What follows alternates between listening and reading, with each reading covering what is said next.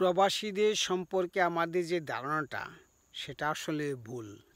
আপনারা ইমোশনে নিজেরাও প্রবাসীদের সম্পর্কে ধারণা করেন, প্রবাসীরাও কিন্তু এবং বানিয়ে বানিয়ে অনেক কথা বলে। সেসব বিশ্বাস করার আগে অবশ্যই তথ্যটা যাচাই বাছাই করে নেবেন, কারণ প্রবাসীরা হলো victim of the fake news.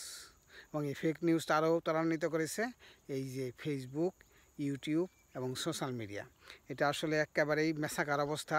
আপনি যদি প্রবাসে আসেন তাহলে বুঝতে পারবেন যে এটা কত করুণ একটা ঘটনা।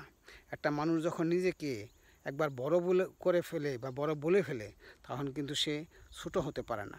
প্রবাসীদের সম্পর্কে আমাদের উচ্চ ধারণা থাকার কারণে প্রথম প্রবাসীরা বিদেশের আদলে নিজের কথাগুলি বলে।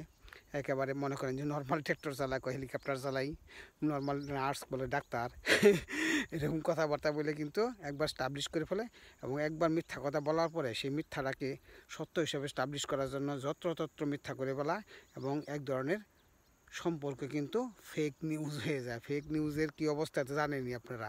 আমাদের জীবনটা যদি ফেক হয়ে যায় তাহলে কিন্তু আমরা বিশ্বাস বজায়তা হারাবো, এবং আমাদের ব্যবসা বাণিজ্য সম্পর্কে কিন্তু কুলসতা আসবে। সবার জীবন মিথ্যা মুক্ত হোক, কুলসতা মুক্ত হোক, ফেক নিউজ মুক্ত হোক, সেই কামনায় রইল।